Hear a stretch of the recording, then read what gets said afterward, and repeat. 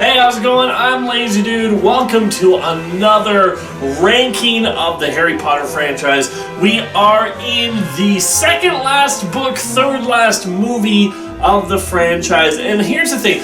I said in this series that I didn't really know where everybody stood on all these movies. You know, I didn't know which ones were considered the best, which ones were considered the worst. And I'll look into that after this. I just didn't want anyone's opinion tainting mine. But I did come across a post talking about how the Half-Blood Prince was like the one of them that didn't even bother following the story structure of the original. It doesn't even, it does its own thing and whatnot. And at first I was like, I don't actually know if that would bother me, I'm like, does it do, it had been a while since I've read the original books, but it was like, I actually am almost excited for that, to see if, this is going to be the movie that says, screw the books, we're just going to be a movie, because that's what I've been, if anything, I feel like some of these movies have been bogged down on having to stay true to the original. There's been scenes and characters that did not need to be in here, is all I'm saying. But then again, I've also been like, where's Dobby at? Where's Dobby? Come on. We still haven't had Dobby yet? But anyways, for this movie, I was actually looking for it, and then I saw it, and I want to say this, I don't think this is that bad. Honestly, I don't think it's bad. Actually, I think I like the chemistry between our main three again. They're still doing really good jobs of just portraying that they are friends. I've liked the performance. I have no problem with Daniel Radcliffe anymore as Harry. I think that he's been great and engaging as a main character. This movie, the beginning isn't rushed like a lot of these other ones has. They're just like, just screw the Dursleys. Nobody cares. So we're not even going to show them. We're going to start off somewhere completely different. And yeah, sure. But I will say that this movie is mostly a lot of nothing. The scenes that happen in it, they're kind of intense in the moments, but this is a movie where not a lot happens and then Dumbledore dies. That's the basic premise of the movie. It's sure, there's, here's this big bad guy, which I don't even think we revealed that he's a werewolf in this. I can't remember the bad guy's name, but we reveal him at the place where the Weasleys all live, and then their house gets burned down, and that's oh dang, well, you probably shouldn't have been hanging out at that house anyway, for crying out loud. They know where you live, your address is in the wizard directory, you shouldn't all be hanging out there. But then we have the relationship between Ginny and Harry, which is unfortunately rushed. It's one of those things where they do the best with it with what they can do, but Ginny is still, a little bit still underdeveloped. I don't dislike her though, and they get together and it's fine, and it is what it is. It's one of those things where I just know we're not going to have time to develop it even more in the next one. But then again, they split the last one into two parts, so maybe Harry doesn't go on his journey right away. They have enough time to develop that. I don't know. We'll have to wait and see. It's one of those things where I'm actually interested in seeing how this, because Harry Potter was the first one to do this. Harry Potter was the first one to say, hey, let's just take one book and split it into two different movies. And so I'm interested to see if the problems with that has been prevalent from the beginning, because I've always said, every time I've seen a movie that was originally one but split in either 3 or 2 parts, it's been stretched. It was the most stretched I've ever seen in The Hobbit, but even in The Hunger Games, it was all set up for one movie, very little action, and then all action and no characterization in the last movie. And it was just I feel like this should have been one story, and it just doesn't feel right. It just doesn't work. It's definitely one of those things where I'm interested to see how it will all turn out. But let's go over some of the stuff in this and see where it all ranks. For best scene in the movie, I think we actually have a pretty good one for this one. I was originally going to go with the scene where they get the Horcrux, Dumbledore and Harry. I was going to go with that scene, but I was no, I looked at it another time, and I thought the scene where Slughorn is with Harry and Hagrid, and they're drinking, and he's having a great time, and then he slips into a little bit of depression and finally confesses to Harry what he told Tom Riddle all those years ago. I think that scene, I'm going to put as the best scene in the movie, because it's the one, it starts, it's like sneakily good. It starts out with, Hagrid's reminiscing about his big dead spider Aragog, and then you got Slughorn is just like, I used to have a little goldfish, one day, poof. And it's just silly. You think yeah, okay, he had a goldfish that disappeared, whoop-de-doo. But then the way when he slowly calms down and gets out of his giggledness, that's not a word, gets out of his stupor and goes into, and he thinks about it more and more and thinks about that gift and how beautiful it was that it was a flower that morphed into a goldfish and that it disappeared because it was a gift from Lily, and when she died so did her magic. And then Harry basically tells him why she died and why he's still alive only because of her. It's a scene that hits. It really does. And it's a scene where I believe, and you need to, I believe that this secret that Slughorn has been hanging on to for so many years that nobody else could get from him, I believe at that moment he would give up that secret just because it's played so emotionally perfectly. And you can't say, yeah, but it's all perfectly set up for it. I'm like, yeah, because he drank the liquid luck. Yeah, so it makes sense why it's all perfectly set up for it. I love it. I love that scene. Just the acting done by, I need to look him up. Jim Broadbent. I don't know why I couldn't remember his name, but Jim Broadbent played that moment really well. Daniel Radcliffe played that moment really well. Daniel Radcliffe also played really well just being a little bit out of it with the liquid luck. He's like, yeah, I don't know why, but this seems like the right thing to do. I just really love that. I like that scene from all the characters and actors. For worst scene in the movie, I'm just going to go for the thing that's also the worst scene in the book. It's when Snape's like, I am the Half-Blood. Well, duh!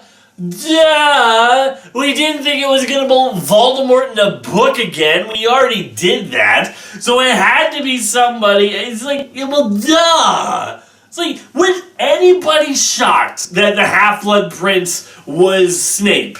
Even if you didn't think it was Snape, I don't think you were shocked that it was Snape. That's kind of the thing. So he's like, I am the Half-Blood Prince. It's just like, this isn't a reveal.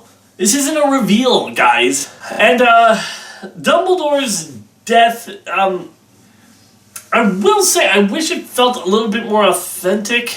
But this is coming from a guy who read the book, and I always thought this scene was a little bit forced in the book, too. It works fine, and it works good. It's one of those scenes that's set up so that when you look back, you're like, see, aha. And I wish it was just a little less set up so it was so obvious. But that's not the worst thing. The worst thing is I am the Half-Blood Prince. So what? Who gives a crap? That book has been gone long ago. For my favorite performance, everybody does a good job. Rupert Grint does a good job when he's pretending to be all lovesick and also confused. Emma Watson does a good job playing Hermione, who's upset with Ron being popular and getting all this attention now, and now she feels that she's being left behind.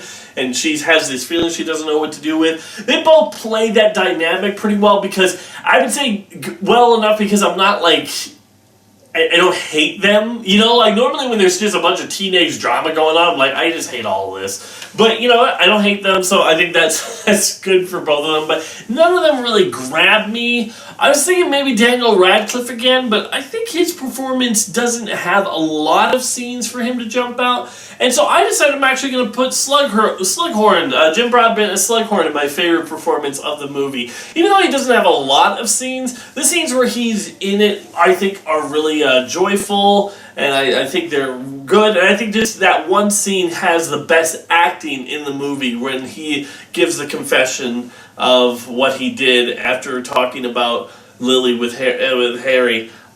I think, yeah, so he's going to be my favorite acting performance of the movie. And for the most magical part of the movie, there isn't a lot of fancy magic in this.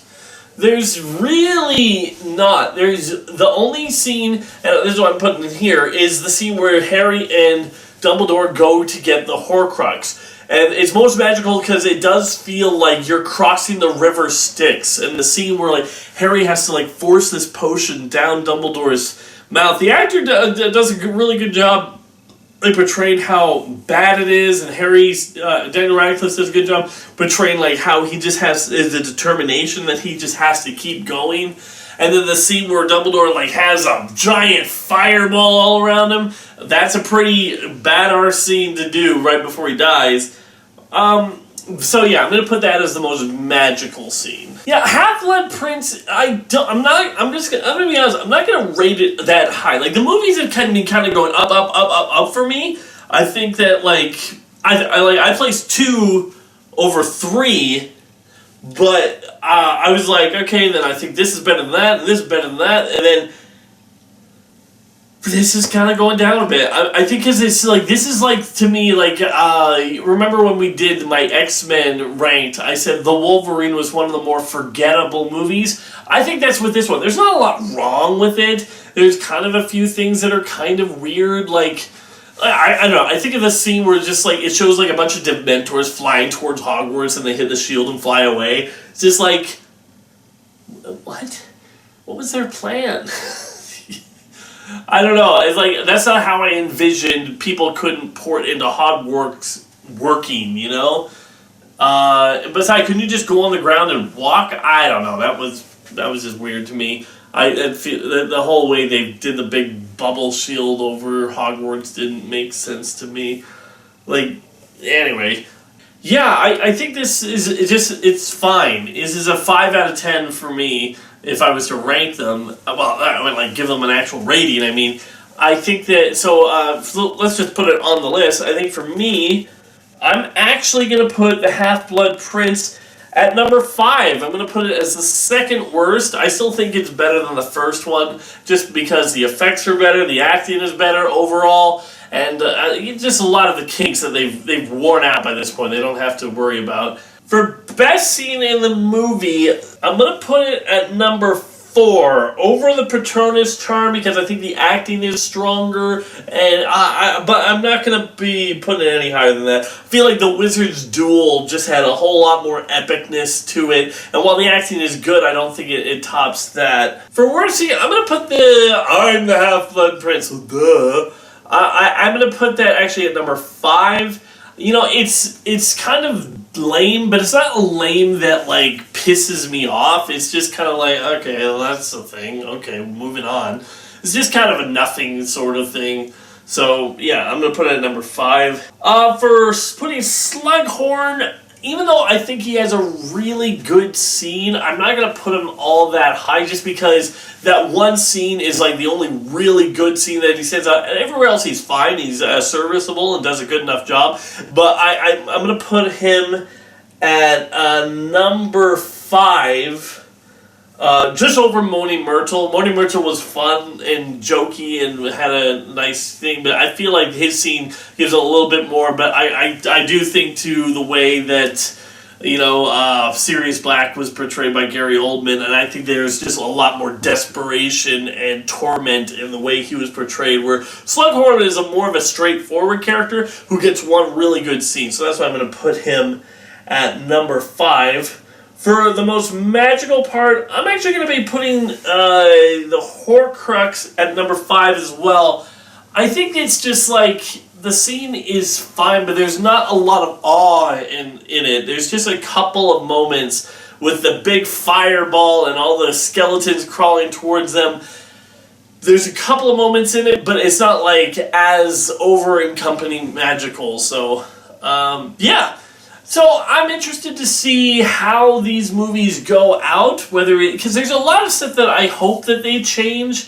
Because, like, look, the last one, The Deathly Hallows, is a really enjoyable book. I do like that one a lot. But the final scene where they're like, these wizards have been killing each other and fighting each other and everything, and all of a sudden there's just a scene where everyone's watching Harry and Voldemort duel in the Hogwarts main chamber. It's like, these are terrible killers and whatnot. Like, I don't think they would just be like, alright, everyone gather together and watch. You know, like, that's not, I don't visualize that happening, and I don't think that's what happens in here, and I'm actually glad about that.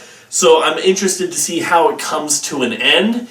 And yeah, that's all I really got to say. Oh, I'm also interested to see if, because there were scenes in the book where we just like don't even show stuff happening. Like we had like 3 Horcruxes that we need to kill. One was a snake, one was something else, and something else. And then we just get Ron and Hermione come back and tell Harry, oh, by the way, we destroyed one of the Horcruxes off screen with one of the the Basilisk's Fang. It was like, oh, okay. Maybe I would have wanted to see that, but like I hope we do see that in this. So that's all I got to say. I'm looking forward to these. I'm hoping it's not really stretched, and I know we'll probably see Dobby again. Here's my prediction. I haven't seen the movie yet. I'm just about to. I think that what we're going to do is at Dumbledore's funeral, Dobby is going to show up again. Dobby is going to show up and talk to Harry and say that he was working for Dumbledore in Hogwarts, and Harry's going to, have a scene with him. And then later, I'm guessing the first part is going to end with Dobby's death. That's what I'm going to guess. The first part's going to end with Dobby's death, and then the next one will go in to the final defense of Hogwarts and all that. But we'll have to wait and see how it all turns out. Yeah. So that's my ranking, and I'll see you in the next one. 2 more to go. Be sure to check out some of these other videos on my channel. And wait for more coming soon.